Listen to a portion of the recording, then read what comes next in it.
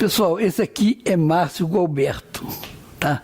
Um Gualberto é meio estranho, mas ele é o primeiro servidor público, né, dessa nova safra eleito deputado estadual.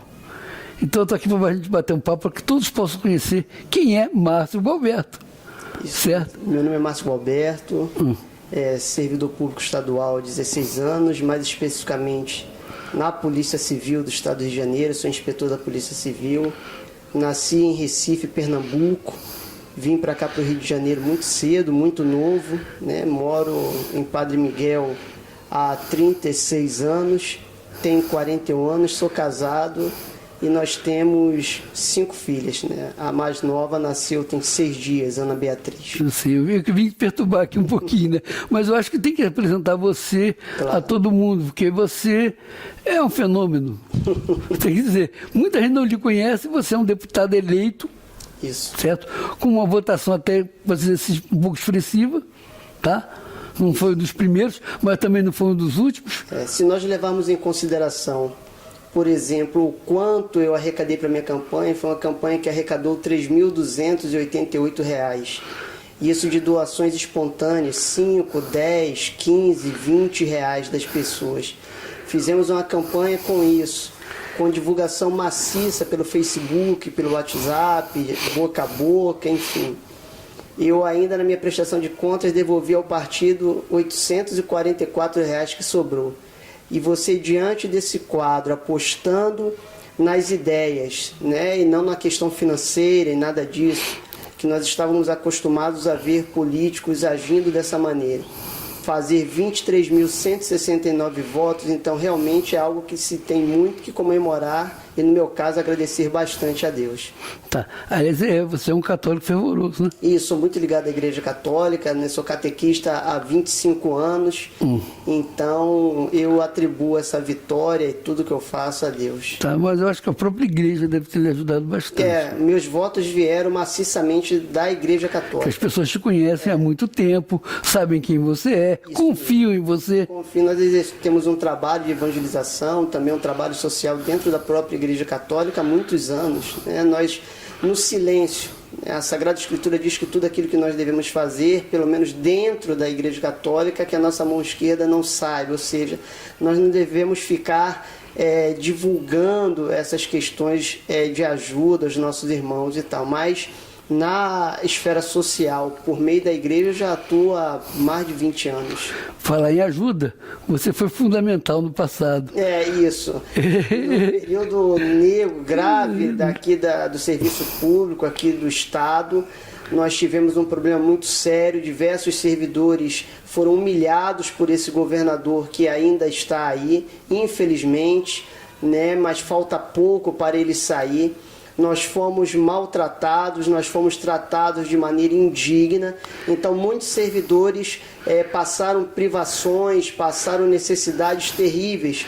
E na época eu estava como diretor de ética da Coligação dos Policiais Civis e como presidente da Comissão de Finanças do Sindicato dos Policiais Civis. Aproveito o ensejo para mandar um grande abraço, tanto para o Fábio Neira quanto para o Márcio Garcia, pessoas que me ajudaram bastante, esses 2 policiais civis que foram também fundamentais nessa ajuda. Então, nós começamos a trabalhar na arrecadação de alimentos, arrecadando alimentos para os servidores, enfim, prestando toda a ajuda que naquele momento era possível. Porque nós também, que estávamos ajudando, também estávamos passando pelas mesmas dificuldades, às vezes dificuldades até piores do que aqueles que nós estávamos ajudando. Agora que já passou, nós podemos falar um pouco dos bastidores, que não vai ser drama, vitimização, nada disso, considerado dessa forma. Então nós começamos a fazer essa arrecadação de alimentos e em determinado momento nós não tínhamos mais como ajudar. Porque basicamente quem estava ajudando eram outros servidores que estavam na condição um pouquinho melhor. Não, eu sei. Depois a gente estava recomeçando uma campanha de doações. Isso. Certo? Os servidores dessa segunda vez já estavam quase 3 meses de atraso de salário.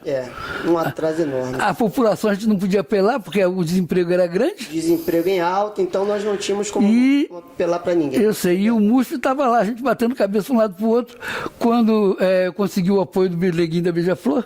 Foi um artista se manifestar, e outros se colocaram logo à disposição, e aí veio você ligando a gente, eu acho que uma pessoa mais importante, que foi o Dom Arani Tempesta. Isso, a igreja, nesse momento a igreja foi fundamental. Ela abraçou a gente. Falou, nós temos aqui uma reserva tática para justamente tragédias, e nós vamos usar com vocês. Isso mesmo. E a gente teve cesta para mandar para todo mundo. Com certeza. Quando nós chegamos no momento, numa encruzilhada, que nós vimos que não tínhamos mais de onde tirar alimentos, né, eu liguei para o Padre Felipe, que é o vigário episcopal oeste, contei para o Padre Felipe a situação, que nós já não tínhamos mais alimento. O Padre Felipe, então, já eram quase, 9 da noite. O Padre Felipe, ou melhor, 6, não sei, não me lembro o horário agora. Mas era de noite. Mas era de noite. O Padre Felipe, então, entrou em contato com o Dom Arani, imediatamente. O Dom Arani também, de forma imediata, pediu que nós fôssemos ao encontro dele. Isso. Todos os representantes do MUSP fomos lá. Esse vídeo está no ar, e até hoje. Nós fomos na Mitra Arquidiocesana, o cardeal estava lá com o Dom Joel, com o Padre Manangão. Eles nos receberam muitíssimo bem, nos acolheram, entenderam a importância das nossas demandas e deram início a uma das maiores campanhas que nós já tivemos aqui no estado do Rio de Janeiro e, sem dúvida alguma, na arquidiocese, de arrecadação de alimentos. Todas as dioceses, né, tanto a Arquidiocese do Rio de Janeiro como outras dioceses de Niterói, Valença, Friburgo, Petrópolis, todos os bispos se uniram e arrecadaram alimentos para os servidores, o que garantiu, naquele momento, a sobrevivência da nossa campanha e das nossas demandas. E mais a mais, isso aí ganhou projeção nacional. Isso. O que obrigou o governador a pensar 2 vezes para parar a obra que ele estava fazendo lá na estrada, a duplicação daquele trecho entre Magé e Manilha. Isso mesmo. E pagar os servidores e começar a botar os salários dos servidores em dia e ver que era muito mais importante pagar o servidor do que fazer uma obra que ele achava ali que ele poderia botar o Compérgio no ar, e era uma obra que estava comendo dinheiro também, quer dizer, tem aquele negócio da taxa de conscientização. Então, na hora dele, foi onde vocês começaram a ter o salário um pouco em dia. É verdade, porque o ser humano tem que ser colocado no centro. É isso aí. Né? Se nós pudermos atender as demandas dos seres humanos e atender também, naquele momento, a concluir alguma obra, se der para fazer os dois, ótimo. Mas se naquele momento, como foi, né, os servidores estavam passando necessidades terríveis e existia uma obra, então naquele instante o governador deveria ter parado aquela obra e acertado os salários dos servidores, até porque estávamos chegando próximos do Natal, o Natal estava vindo também, tinham outros problemas a serem resolvidos. Isso aí. Então, o ser humano tem que ter a prioridade sempre, sempre. Tá, e aí eu vou fazer um apelo a você, já que você, servidor, sentiu na pele. É preciso que se coloque uma lei que se pague até 3 salários mínimos, ou 4, ou 5, sei lá, se determine o valor do pessoal mais baixo, em prioridade. Não importa que, por exemplo, que a justiça tem o 12º, o dinheiro próprio, não importa que a LERJ tenha o dinheiro próprio, só pode pagar salários acima disso, deputados, secretários, o próprio governador, prefeitos, que isso vai ser uma vergonha em 2020, porque foi em 2016. Os caras foram embora largando meses de atraso, não estão se preocupados se a pessoa está passando fome, necessidade nem nada. Tá? Vou botar esses salários de 1 a 3 salários mínimos no dia primeiro, depois que todo mundo recebesse, aí sim o governador pudesse receber, aí sim o secretário pudesse receber. Isso é uma lei que você podia preparar. As nossas autoridades deveriam ter dado o exemplo. Né? Você não pode ter deputados pagos, um governador... Não, em Minas agora... Tribunal de Contas, Judiciário, Ministério Público, Defensoria, enfim. E o cara que ganha salário mínimo passando fome. E o servidor, principalmente aqueles que ganham um salário mais baixo, sem receber, passando fome, sendo despejado. Alguns, infelizmente, até vieram tirar suas próprias vidas, se desesperaram, estão até hoje com traumas, né, de ordem psíquica por causa desse período conturbado em que nós vivemos aqui no Estado, onde os servidores, infelizmente, não foram priorizados e não foram tratados como deveriam, ou seja, com dignidade. O bem comum foi abandonado, né? Em nenhum momento foi se pensado nos servidores como deveriam pensar. Infelizmente, isso é uma realidade que tem que acabar. Nós precisamos tratar os servidores com amor, com dignidade, com respeito, porque é assim que o Estado do Rio de Janeiro vai crescer, é assim que nós seremos exemplo, é assim que nós seremos referência, não só para o Brasil, mas para o mundo.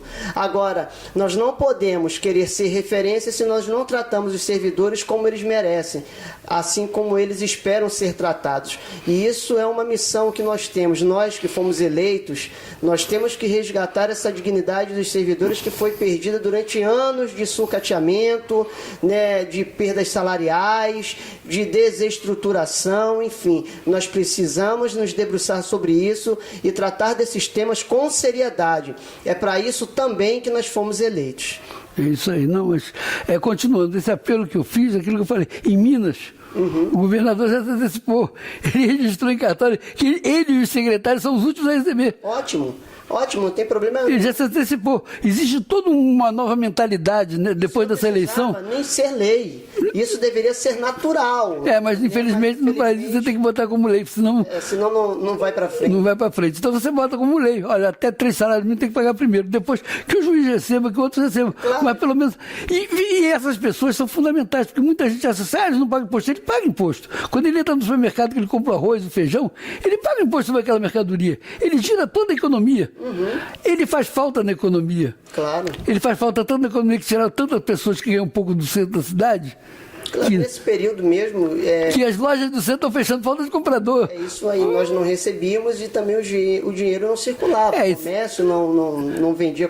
Se você lembrar que o Estado do Rio tem uma gama de 20% de servidores públicos. 20% da população. É um impacto enorme, né, na economia. E se você não recebe, se o governador não nos paga... Isso é um efeito em cascata, isso vai atingindo todo mundo. O comércio, enfim, outros bens. Todo mundo. A fábrica não vem mais para o Rio, por quê? Porque o Rio não tem dinheiro para comprar. Não tem dinheiro e se nós formos ver, ainda junto a questão financeira com também a questão de segurança, insegurança pública. Então... Não, a insegurança foi muita desculpa, porque eu achei que fábricas que não tinham problemas de segurança foram embora. Mas foram embora por não vender. A carga tributária também é muito alta. Não, mas aí que está. O Rio de Janeiro deu muita isenção fiscal. Mas deu isenção fiscal, mas de forma atabalhoada. Isso aí que a gente quer. Isenções fiscais precisa passar um pente fino. Isso, fazer uma revisão em tudo. Não gerou o emprego que eles queriam. Não gerou. Terma com isenção fiscal. Vai chegar com isenção fiscal. Tem que procurar saber se geraram emprego. Não gerou emprego. E terma, então, isso não é emprego. Me desculpa, não querendo desmerecer. Não, claro. Não quero. Mas as pessoas que por necessidade acabaram lá dentro. Então, é brincadeira o que houve. Então, nós temos que realmente... Que houve não, que ainda está vendo, tem que ser consertado. Porque ainda não foi corrigido isso. É isso aí. É uma caixa preta que precisa ser aberta e, se Deus quiser... Que a partir do dia 1º a gente começa a abrir ela devagarinho. Com certeza. E vamos arrumar isso aí que realmente o Estado está precisando, tá? Muito. Tá, nós temos também problemas graves aqui, que é o favorecimento demais ao empresário, tá? Como eu vinha falando com você, em detrimento de tudo, Supervia é uma piada.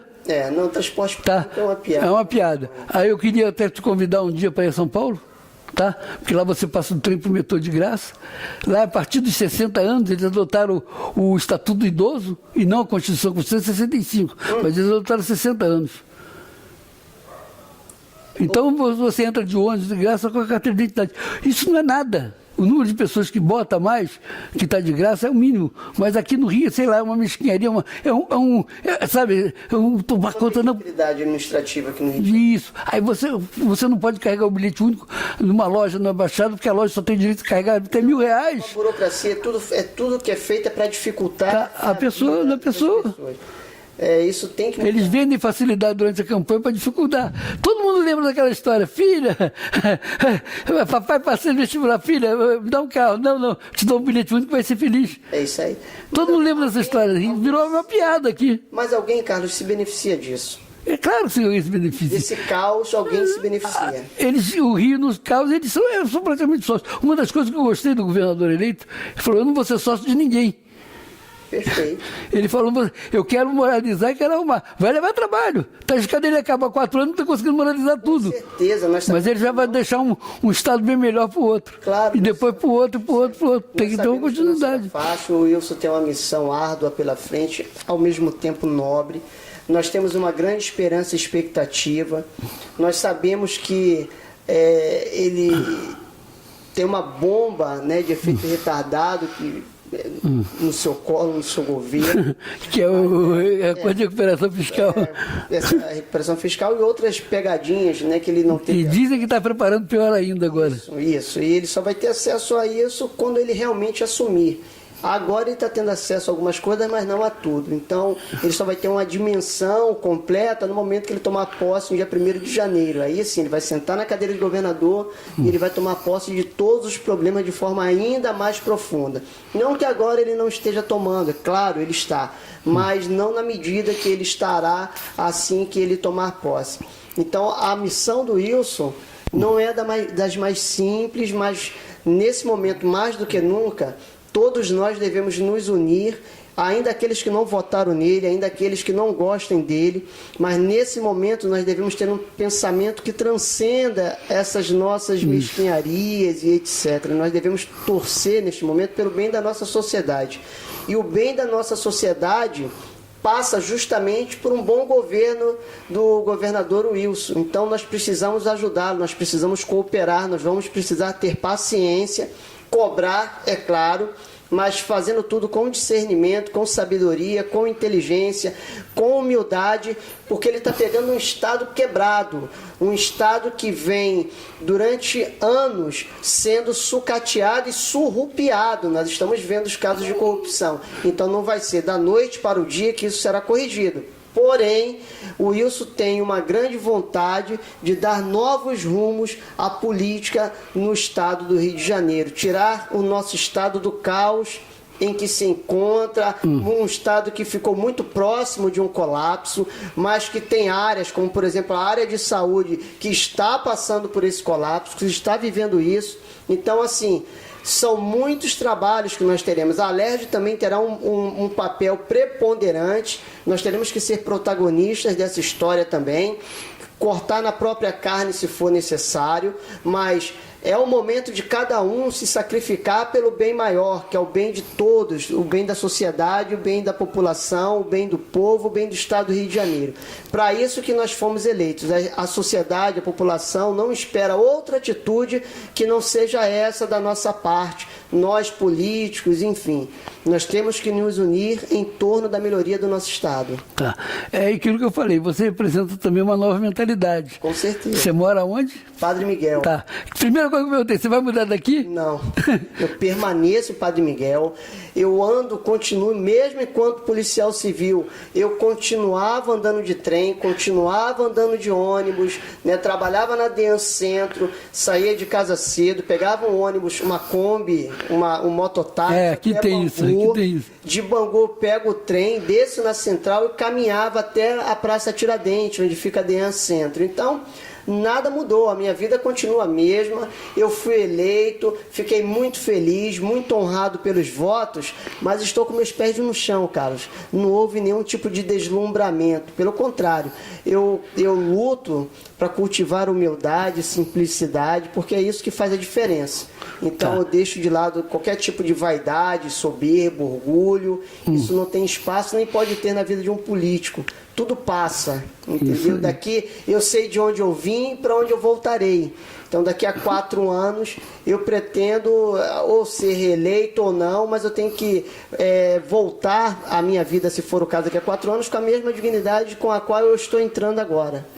Né? Quando eu ia fazer campanha, eu falava para os meus amigos, olha, eu tenho que sair de casa, eu saio de casa de cabeça erguida e voltar também de cabeça erguida para minha residência. E é assim que eu pretendo me comportar durante esses 4 anos de mandato. Né? Saindo para a Alerj de cabeça erguida e voltando, retornando para o meu lar da mesma maneira. Chega uma notícia aqui, não sei se não, mas que a Prefeitura de São Paulo acabou com os carros das secretarias. Ela achou que fez um acordo com a Cabif, que é igual ao Uber, né? Uhum. O cara, o secretário, precisa ir ali, pega um carro desse, vai e volta, tem prioridade na chamada dele. Então, eu fiquei sabendo... Que sai mais barato do que comprar carro, sustentar motorista, sustentar gasolina, manutenção, tudo você sustenta. Aí o cara botou no papel e disse, mais barato, pera, vamos fazer o mais barato aqui. E aí você começa a aparecer o dinheiro. Eu não sei qual será, quem será o presidente da Alerj. Eu não sei quais serão os candidatos ainda, né? Quem vai concorrer. Nós sabemos que talvez o Márcio Pacheco, deputado estadual Márcio Pacheco, muito provavelmente será candidato. Nós temos também, parece que o candidato André Ceciliano. O candidato do PSL será o deputado estadual Márcio Pacheco. Eu não sei se vai aparecer algum outro nome. Eu ainda não conversei com o deputado Márcio Pacheco sobre esses assuntos, mas aparentemente o que nós temos ouvido é que os carros oficiais não serão mantidos na nova legislatura, não terá carro oficial. Não, e aquele monte de gente que está lá agregado, ele falou, todo mundo volta. Isso aí. Mas isso aí é um outro problema da saúde que a gente tem que conversar Parece depois. Que vai haver um corte grande, um enxugamento da máquina, do número de servidores na Alerj, e parece também que os carros, ninguém mais vai ter carro oficial, cada um vai ter que usar o seu próprio carro. O que não muda em nada, porque eu já estava usando meu próprio carro mesmo, desde agora ia permanecer. Eu sou velhinho caidinho. Ou então de trem, porque, por exemplo, agora eu posso falar, passou o período de campanha, mas eu não tenho plano de saúde e nem vou ter. Porque eu acho que o político, ele tem que usar os hospitais públicos, ele tem que estar ali, ele tem que estar inserido nessa realidade. Até para poder falar, reclamar e cobrar. É isso aí, para que ele possa cobrar. Então, alguns dias eu irei com o meu carro realmente, por causa de algum compromisso, etc. Mas outros dias eu vou manter a minha rotina, um dia eu vou de trem, no outro dia eu vou de ônibus, e vou continuar agindo assim. Eu acho que o político tem que estar inserido no meio do povo, no meio da sociedade. Ele não pode perder contato com isso. Porque se ele perder contato com isso, como que ele vai ter base para falar de alguma coisa, cobrar, reivindicar, se ele não vive essa mesma realidade? Não, independente disso, você vê, você às vezes chega com um político para falar determinadas coisas e o cara não sabe o que está acontecendo na rua. Não sabe, então isso não pode... Eu estava numa reunião em 2015 lá, quanto é que é a passagem de trem? Aí eu falei, a maioria não sabia, eu senti que a maioria não sabia quanto é que era uma passagem de trem. Fica difícil você lutar, você brigar por algo que você não conhece. Isso aí é você fundamental. Você fica até, às vezes, muito insensível a esta realidade, né? Eu, por exemplo, falo sem demagogia nenhuma, para mim é muito difícil ver um pai de família ou qualquer pessoa desempregada. Eu já passei pelo desemprego. E é muito ruim, cara. É muito ruim. É muito doloroso. É muito humilhante, né? Não. Você ficar sem emprego, ainda mais quando você tem filhos. O filho pede, sei lá, uma coisa mínima, uma bala, um picolé, um sorvete. Você não tem. E você não tem dinheiro. Você vai ter que levar o garoto no médico e já vai no caminho do trem, não pede nada, não pede porque você não pode comprar aquela bala que o cara passa falando. Tem o direito de ficar doente, né? Ainda tem isso, é o medicamento, enfim. Então, eu acho importante que o político não perca contato com essas realidades. Por isso eu permaneço em Padre Miguel. Vou permanecer aqui em Padre Miguel. Não, você tem que saber a realidade. Com certeza, entendeu? Como eu falei, você tem que ir em São Paulo para ver lá que você passa no trem do metrô de graça. Que lá eles dão um bilhete para o desempregado e ir atrás de emprego. Não existe aquela mesquinharia, não, você tem que pagar, não sei o que lá, humilhar o cara, como eu vejo muitas vezes o cara pedindo no ponto do olho lá, com o despachante, pô, será que eu podia pegar eu tenho que entregar um currículo ali. É difícil, é muito difícil. Então você tem que dar um bilhete pro cara para correr atrás do emprego. Um bilhete que ele possa pegar um trem, metrô, o que ele precisava, precisa arrumar um emprego. Porque ele quer ir à luta. É muito melhor do que você dar Bolsa Família. Desculpa, vou falar, não sei se você é contra a favor, mas você não ajuda a pessoa. Você está ajudando a pessoa a ela poder ir atrás de um emprego para que ela possa se manter e não dependa desse dinheiro. Mas aí vai o contrato que existe, que eles assinaram lá com o metrô, que eles têm com o governo, que eles têm uma linha privatizada, eles têm uma linha automática, que não precisa mais de maquinista. que é a linha 4. Por isso que eu estou falando, cara, para você lá, para você ver isso tudo, são coisas que você tem que trazer para o Rio de Janeiro. O que é bom nós devemos copiar, não é mesmo? Concordo. No máximo, o que pode acontecer é uma adequação à nossa realidade de Estado, mas o que for bom, não tem por que ter esse orgulho, você tem que copiar mesmo. Se dá certo lá, pode ser que dê certo aqui, então eu não vejo problema. Tá, e como eu falei para você, eu tenho um certo apoio do Siciliano, tá? Que eu trago as coisas da rua, entrego na mão dele, ele corre atrás, que é no caso da volta do trem Barrinha, que é o caso que a gente precisa colocar trem em vários lugares. Você tem a linha auxiliar aqui parada, antiga linha auxiliar, que você pode de Japeri a Costa Barro, é um trem que poderia circular, mas passa um trem ali por semana, às vezes, para ir para o Porto do Rio. Aí você tem a missão do cara que é botar 3 milhões de contêineres por mês no Porto do Rio, você faz 170 mil. Mas nós temos que ter produção para isso. E tem que ter comprador do outro lado para isso. Senão... São duas. Então o cara já sonha em tirar o ramal de 3. Não dá. O BRT é uma furada. Foi um plano que veio de fora, errado, pontos no lugar errado. É o que eu te falo então. Tudo errado. Aí você vai chegar num ponto onde o Rio você não tem mobilidade para trabalhar. É isso aí. Você gasta muito tempo indo para o trabalho e retornando. Não, independente de você gastar muito tempo, você não tem mobilidade. É a diferença. São Paulo pode não ter o melhor sistema de trem do mundo, mas funciona. A cidade funciona, renda. Tá, um dia quebra, um dia acontece, isso acontece com todo mundo. Mas é justamente isso. Essa demora, esse tempo que você leva para ir e para voltar, acaba tendo um impacto também financeiro muito grande. Não, eu sei disso. É porque se defende o cara trabalhar na Baixada, mas não tem emprego na Baixada para ele. Então isso depende. E é uma das coisas que ninguém se tocou, mas a maioria dos garçons da Zona Sul, que estão atendendo os turistas, moram na Baixada. Mora na Baixada, então o deslocamento é muito grande. 3 horas da manhã, você não tinha ideia. Quando eu mudei para a Baixada, que eu resolvi morar na Baixada, que eu vou morar numa casa, aquela coisa que quando eu era criança eu morava no interior, tinha tudo melhor. E realmente você ser criado numa casa bem melhor. E a gente voltava 3 horas da manhã, a gente saltava do ônibus, subia um viaduto a pé para pegar o primeiro ônibus que estava fazendo a volta, cujo o motorista estava autorizado a botar a gente para dentro, desde que a gente pagasse passagem. A gente teve que falar, quer dizer, você não tem condição de madrugada. E você tem que voltar para casa, dormir, porque no dia seguinte você tem que estar lá, 7, 8 horas da noite. Então eu não era garçom. Tá? E que durante boa parte da minha vida foi aquele discotecário. Então, eu acompanhava tudo isso aí, eu vivi isso tudo aí, perto, e eu falei, puxa. Eu vivi muito essa realidade que você está falando, porque em um período da minha vida eu trabalhei no McDonald's. Eu saía de Padre Miguel e eu trabalhava no McDonald's no Barra Shopping. Eita, voltava meia-noite, né? Meia-noite a gente estava fechando o McDonald's, né? Aí vai limpar a chapa, vai lavar a loja, etc. Você sai de lá 2 da manhã. Não, então, e aquele ônibus direto. Eu sei. Aquele posto que tem ali em frente à central, no terminal de ônibus. Sei. Você chega lá 2 horas da manhã, está lotado de gente, parado, fazendo hora para pegar o primeiro que vai sair. É isso aí, porque não tem transporte. Não tem transporte. Mas veja então que aí isso precisa ser corrigido, porque se tem funcionários, se eles sabem que existe uma gama enorme de pessoas que trabalham nesse horário e eles não colocam, não disponibilizam transporte... Um ônibus 3 horas da manhã ajudava, um ônibus 4 horas da manhã ajudava. Há algo de muito errado nisso que precisa ser corrigido urgentemente. Mas é que se visava o lucro. Aí o transporte faz parte do Estado mínimo, certo? É aquilo que eu falo. Em São Paulo eles têm um acordo. Eu sei que eles pagam o fundo de garantia que deposita o governo, de todos os rodoviários, certo? Eles têm acordos. Como eu falei, eles têm uma linha agora que não precisa de maquinista. E não tiraram o maquinista das outras, porque para não gerar desemprego. Não, à medida que os caras foram aposentando, eles preparando. Mas os trens estão andando sozinhos, tudo no computador. E isso é uma realidade que a gente vai ter que enfrentar. O emprego não vai sobrar tanto. Aí você tem empreendedorismo, os caras têm que arrumar um jeito, mas você tem que dar a oportunidade do cara conseguir outra coisa. É verdade. Você não pode massacrar. Porque você, como falou no começo, eu tenho que voltar a isso, porque eu quero voltar mesmo, você sofreu na pele na hora que o Estado deixou de pagar. Sofri na pele. Eu mesmo... Infelizmente, atrasei o aluguel e fui despejado, tive que sair. Você sofreu na pele? Na verdade, fui convidado a me retirar do imóvel que eu estava. É aquilo que eu falei, eu tive que vender equipamento meu, para não ser. Porque minha mãe, eu não sou funcionário do Estado, mas a minha mãe é funcionária do Estado.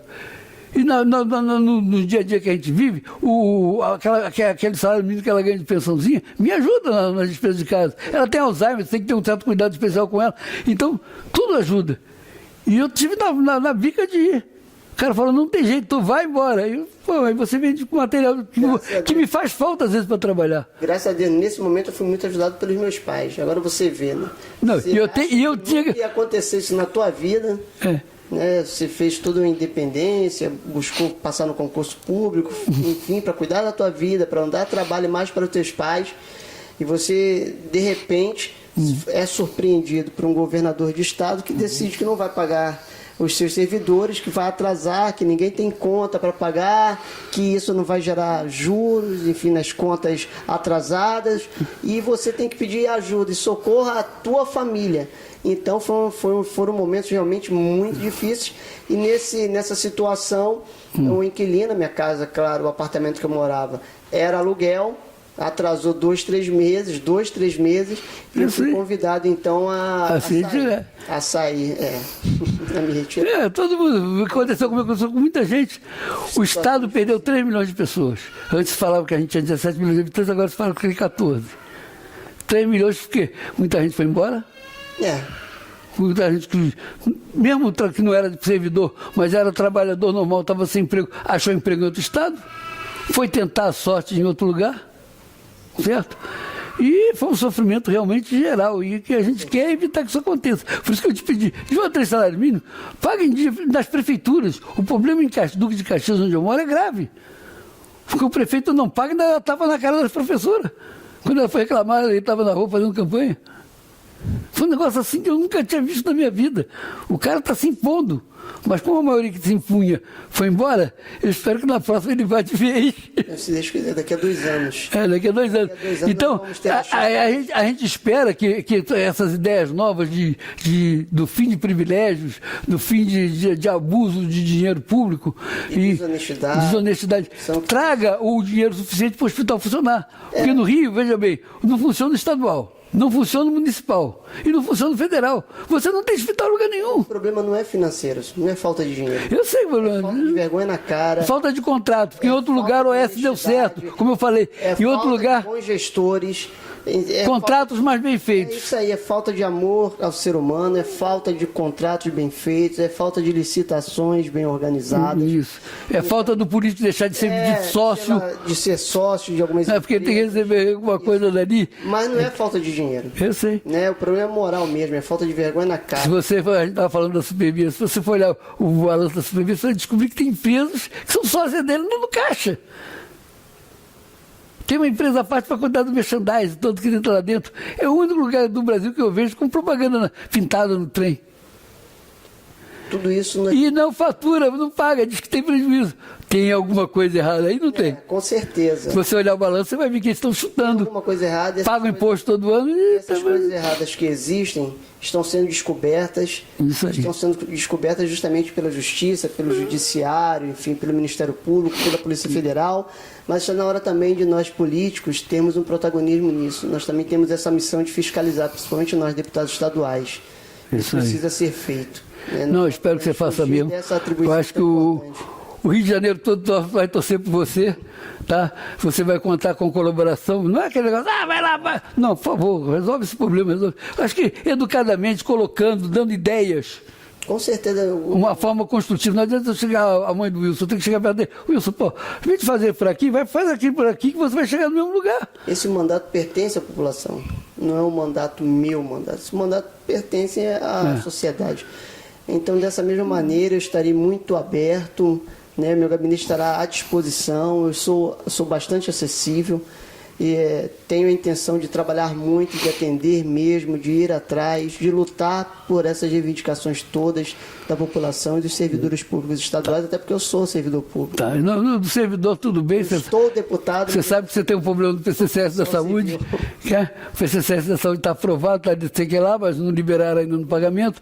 Os caras vão receber o PCCS em 48 parcelas de 2% cada uma. 48 parcelas? Foi isso que eles acertaram, para poder atualizar o salário deles. O salário do mês, nós temos 3 mil e poucos servidores da saúde que estão emprestados para o município, que não vão voltar por causa do salário. Ele vai querer chamar de volta, vai ter um problema muito sério, porque como é que você vai tirar o cara que ganha 10 contos numa prefeitura para ganhar 1.600 aqui no Rio de Janeiro? São médicos. São muitas lutas que nós São muita luta. Então você vai ter que ver. É a tal história. A gente ainda não conseguiu conversar com isso direito sobre a necessidade de, independente dele querer dar um aumento linear para todo mundo igual, como ele está fazendo, que é o certo. Ele não está fazendo errado, ele está fazendo certo. Ele tem que dar uma olhadinha para a saúde, que é um problema mais crônico. São 30 anos sem aumento. Aquilo que eu falei. Minha mãe foi chefe do departamento pessoal do Exército. Certo? E a pensãozinha dela é um salário mínimo. Porque o salário dela realmente é de R$ 156, que foi um aumento que o garotinho deu, e depois dali não teve mais nenhum. Teve só atualização para o salário mínimo. Mas eu tenho certeza que o governador, que o Wilson vai ter esse olhar. Não, alguém precisa conversar com ele para mostrar. Eu não tenho a menor dúvida. Eu sei. Nós podemos até fazer... Que o problema deles não é a parte, mas... Não, eu gostaria que você fizesse, porque terça-feira eles estão em votação na LERJ, tem o problema da cidade, mas a cidade está mais tranquilo. Porque o Wilson já falou que ia usar o lucro para continuar.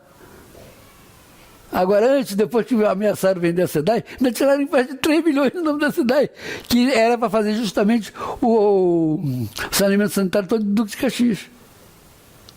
Mas ele... Já estava tratado com o Banco Mundial e tudo mais. Na hora que ele pegou aquele negócio de catástrofe, né? Financeira do Estado. Isso aí está sendo revisto já. Nos moldes que está, fica impossível. Eu sei que não dá. Tem que mudar muita coisa. Mas vai mudar. Muita coisa no Estado. Está mudando, né? Os quadros que ele tem escolhido até agora são técnicos. Então isso nos enche de esperança. Nós fazemos votos que eles possam realmente trabalhar bastante, com sabedoria, com equilíbrio, para que tire o Rio de Janeiro dessa situação. Tá, eu só quero, depois que ele escute aí o problema das renovações ferroviárias que está acontecendo lá em Brasília, que é pior que aquilo do Porto, vai dar para eles, como digamos assim, o direito de mandar, vai mandar mais do que o Estado, isso tem que acabar também. Acho que você pode privatizar sem dar o direito do empresário de mandar no Estado. Certo? Uma coisa é você privatizar, não. Essa aqui você toma conta, você cuida, você tem direito ao lucro. Isso, tudo bem. Agora o resto, povo, tem que funcionar, tem que atender a população. Eu acho que esse cuidado... Essas renovações... Vão ter esses cuidados. É porque eles estão fazendo agora, depois do... Isso, meu medo é que você chegue lá agora e diz assim, vamos pensar para janeiro. Isso, é fundamental. Privatizações como foram no passado, né, feitas de qualquer maneira. Que não, eu estou falando, as dele eu sei que não vão ser. Não vão ser, é isso aí. As dele eu sei que não vão ser. O problema é que estão em andamento. É esse que é o meu problema, é esse que eu estou chamando a atenção. Eu acho que as que estão em andamento não serão concluídas. Eles estão querendo concluir agora em dezembro. Não seria de bom tom você, estando numa transição, concluir privatizações em andamento. Eles já pagaram, desculpa, eles já pagaram a parte deles, que era a lei. Eu acho difícil, né? Eu acho difícil. Não, tudo bem, vamos... Poderá ser contestado depois, né? É o que eu espero. Vocês contestem. Eu espero que vocês não assinem. E se assinar, que vocês contestem depois e consertem tudinho, porque vai prejudicar muita gente no Estado. Com certeza. Tá? Esse monopólio que eles querem é preocupante. Tem que ser aberto. Eu até comentei ontem na casa do Black Friday, né? O e-commerce vendeu como nunca. Mas o e-commerce não entrega em qualquer lugar. Onde eu moro, o e-commerce não entrega. O que pode fazer é manter o pedido e buscar lá em Jardim Primavera, um outro bairro. Também nós estamos com esse mesmo problema. Isso é um problema do Correio. Foi o que eu falei. Agora, lembra as estações que eles abandonaram, que tinha um depósitozinho, que o Correio podia ocupar todas elas? Que estão caindo aos pedaços pelo Estado. Eu vou te levar para você dar uma olhada. Estão caindo aos pedaços em todos os lugares do Estado. Foram aproveitamentos assim que não foram feitos por causa do monopólio. Tá? O povo é obrigado a respirar pó por causa do monopólio. A gente tem que fechar aquele trem, porque ele espalha para menor. Eles dizem que não. Mas infelizmente eu consegui pegar 2 fotos, o pó subindo, e aí não vai dizer que não. Chegaram a mentir numa audiência pública. Não, a gente tem um problema. Mas pelo menos tem a prova. Consegui a prova, graças a Deus. Isso aí foi o melhor de tudo. Eles podem então contestar o quanto eles quiserem, mas existe prova. Existe prova. Tá bom? Então, olha, desejo boa sorte a você. Que você consiga realizar tudo. Nós estamos precisando, isso que é fundamental. Nós, população, estamos precisando que a LERJ acerte. Tá? É como você fala, cortar gastos. Nessa onda nova de evitar privilégios, evitar ter essas coisas, se descobriu que a LERJ gasta 5 vezes mais do que a Assembleia de São Paulo, que é muito maior que a do Rio, que tem muito mais deputado, que tem muito mais gente, então a gente podia gastar 5 vezes mais. Isso tudo eu tenho certeza que vai ser corrigido, eu não tenho a menor... Não, tudo bem, eu acredito em você, acredito até que, quando você falar, de repente o Ceciliano fica, que ele faça isso. Ele é uma pessoa que eu posso até elogiar, uma pessoa correta, que não pôde fazer mais porque estava naquele antro. Entendo. Tá? Agora ele foi um dos caras que mais ajudou a saúde. Porque ele sentiu o problema. Ele falou assim, esse Estado vai ficar sem saúde. Tá entendendo? Ele mais ajudou nesse PCCS que está lá aprovado, tem mais um veto para cair na terça-feira, tem a SEDAI mais um veto para tirar quarta-feira, mas a SEDAI falou, então tranquilo, porque o Wilson falou que vou usar o lucro da SEDAI para concluir saneamento público no Estado.